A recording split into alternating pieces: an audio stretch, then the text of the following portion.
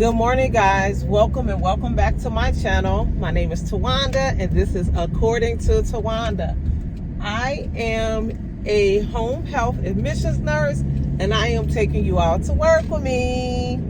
Today we have 3 admissions, 3 patients that we're going to be admitting. I actually had 4 patients to admit, but 1 patient, they didn't want to be seen today. So I will be obtaining a delay in care order for that patient.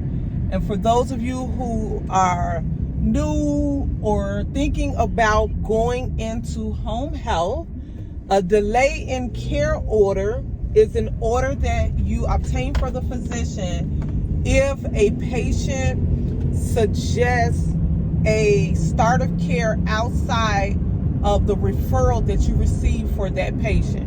In the home health care setting, a start of care should be done within 48 hours of the referral. Or if a physician orders a specific referral date. I'll give an example. Let's say you get the referral on the 2nd of February. And on the referral, the written order, because you have to have a physician's order for home health care service, if they specify that the start of care should be completed by February the 3rd, then that's the start of care date. Anything outside of that is a delay in patient start of care, and you must obtain a new physician's order. So I'll call today because I spoke to that patient's and family later yesterday evening. So I'll call today, maybe after 8, after 9 o'clock when offices are open, and let them know, because it will be a pretty, not a real significant, but a significant enough day, because today is Friday. They're requesting the start of care for Monday. So that would definitely fall outside of the order window. Like I said, a start of care should be initiated. It should be started 48 hours after the referral was sent to your company. Anything outside of that, you should be obtaining a new order, and it has to be written in a chart. Another example I'll give you all is, let's say you made, within that 48 hours, you've made multiple attempts to reach that patient and it was unsuccessful. You called, you did a drive-by, anything like that, it was unsuccessful. You need to be documenting that every time, and you also need to be contacting the physician. You don't wait until, let's say, 2-3 days later and call the physician to let them know that you couldn't reach the patient. You need to be informing the physician along the way, because the physician is under the impression, because the physician knows that they've written an order and they know that you have the 48 hours. So it's their belief that their patient's care has been started, it's been initiated, you've made contact with that patient. So you don't wait and just hold on to the order and, call the doctor once you reach the patient 2-3 days later to say we're delaying care. So those are all things that need to be documented. You have to have documented evidence that you've made an attempt to reach this patient. This patient is 8 minutes from my home. Actually, the patient is a wound care patient. The patient has a wound vac on their, I want to say, right foot / ankle-like area. I'll have to wait till I get there to actually see where it is, because in multiple areas of the chart, the medical records that I reviewed, and kind of depending on who charts, they kind of describe the area, different descriptions. So I'll get there, figure that out. I thought I was going to be doing the wound vac, which I was excited to do, because I don't get a lot of wound vacs. I don't get a lot of medical patients, because we are highly populated with ortho patients. However, the patient yesterday went to the wound clinic. They changed the wound vac, and they don't want it changed until Monday, which I won't be seeing the patient after today, because I'm only doing the start of care. So we won't be doing that, but I will show you all something that I do have that comes in very handy, especially if I know that a patient has a lower extremity wound. So once we stop driving and get situated before I go into the patient's house, I'll show you that. So I'm going to pay attention to the road. Once I get there, which will be in just a few more minutes, and get settled, I'll pop back in and show you all something that you can pick up, and it's very helpful for wound care, especially lower extremity wound care. Okay guys, I'll check back in shortly. Hey guys, I made it to my first patient's home. I wanted to show you all this little stool or chair that I have. And I use this to do lower extremity wound care. It comes in very helpful. This patient's wound is on his foot area. It collapses, closes up, fits right into my trunk with no trouble. I can open it, expand it, close it. Has a little lift here to open it. I got this from Ross for $7.99. And I've seen it in other places for like $9.99. I've seen one for $5.99. I think it was a different size. They do have a size that's a little bigger than this, but this comes in very handy. You can find these in like a Ross, a Marshalls, TJ Maxx, places like this. It comes in very handy, especially when you know what you're walking into, to go in and do somebody's foot or lower extremity wound. So this is something, you better get you one of these. Y'all better get you one of these for home health, okay? Get you one of these. I couldn't resist. Okay, so I'm gonna go and see this patient. We're not gonna be taking off the wound vac, but I will try to get some, pictures of the wound vac itself on for you all. Okay, so I'm gonna pop back in a little later. Okay guys, so I'm on my way to patient number 2. The last visit went really well. I'm actually gonna insert some footage somewhere in this video for you all. That patient had a diabetic foot ulcer, and they're really trying to be very aggressive because they don't want to have to amputate. Patient was very nice. The wound that he has been long-standing, slow healing, multiple infections. He's had osteomyelitis. Him and his wife have been married for like under 2 years. They're a pretty young couple because he was 44 years old.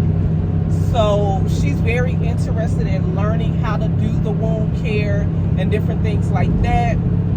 So I will definitely let the case manager know that they're very interested in, knowing as much as possible how to take care of the foot wound, because he is really he's 44 years old. He does not want to have his foot amputated. So I'm heading to patient number 2. The patient that I'm about to see is a right knee revision. Actually, this patient has had 5 surgeries on the same knee. She most recently had an antibiotic spacer removed and a total knee revision. So we're gonna go and admit her. I'll pop back in at some time today.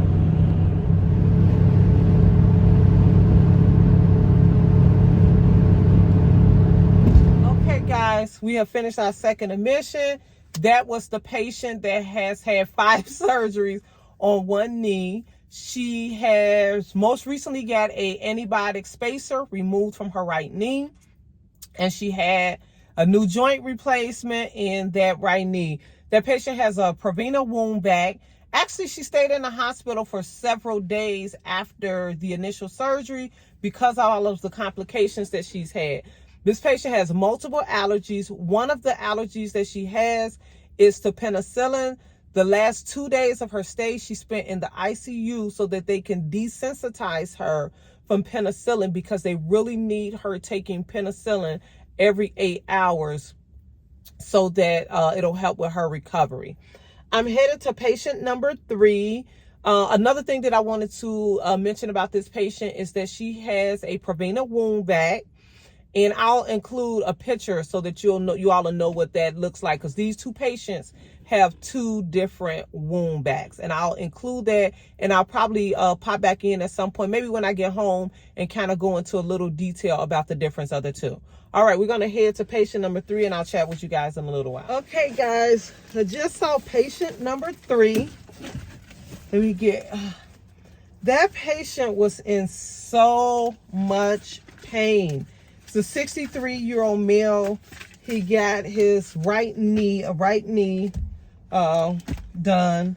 He was in a significant amount of pain. Whew, I had to really go through pain management with him. Actually, he slept really, really good last night. He said he fell asleep really early after he got home, and he slept mainly throughout the night, so the pain had really, really caught up with him. So we put him on a medication regimen, and hopefully the pain will subside. We're canceling therapy. Therapy was supposed to come shortly after me for his therapy eval. I'm going to communicate on the messaging app and let them know to hold off on therapy. He's requesting that his therapy be tomorrow. This guy, 63 years old, his wife recently passed.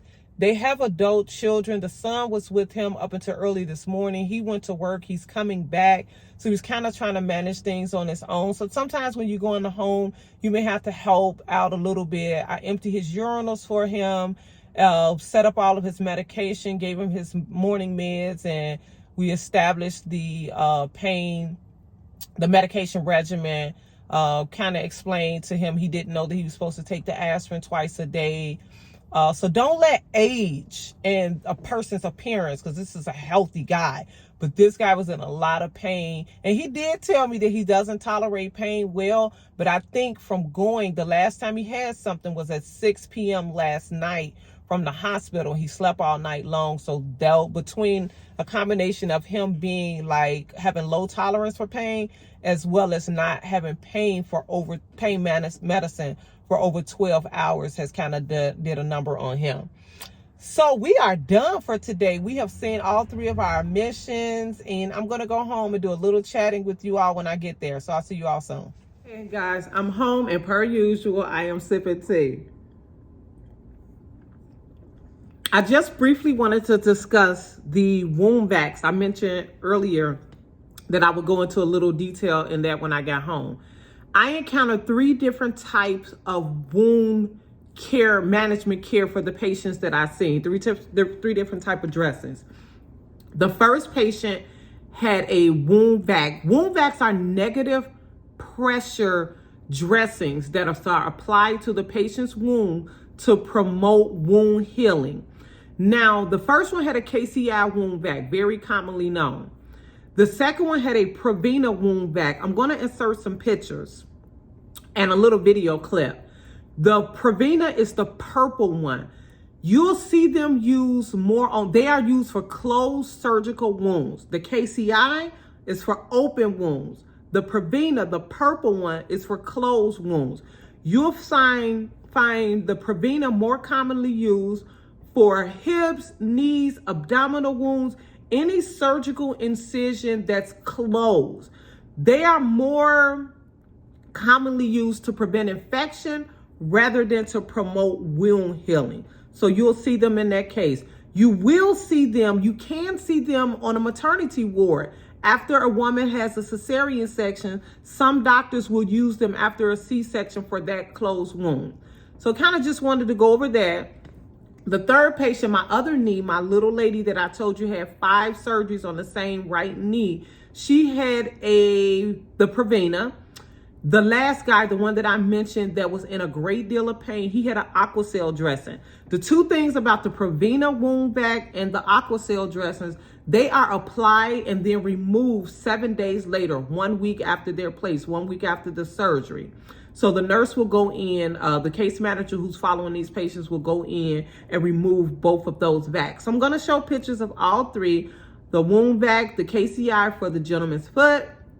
I'll show you the Prevena wound vac for my female patient, and then I'll show you the Aquacel dressing for the last gentleman. So I kind of just wanted to include that. And if you all ever want a dedicated video on wound care, especially wound vacs, let me know and I'll definitely get that up for you all. I'm not sure if I'm going to post this video today, Friday, or if I'm going to wait and hold it on Sunday. I'm going to be coming up with a schedule. I have a schedule that I'm going to start to do and put different things in rotation. But next week, listen, y'all better like, comment, and subscribe, because next week I'm going to be getting more into budgeting and lifestyle on my channel. I'm going to be revealing my income, and I'm going to be budgeting my paycheck live here on my channel. And I'm also going to be doing a reset, kind of show you all what I do for a monthly/weekly reset. So stay tuned for that. As always, this is According to Tawanda. Over here, we sip and spill the tea on all things nursing, lifestyle, and budgeting. So I will see you besties later. Bye.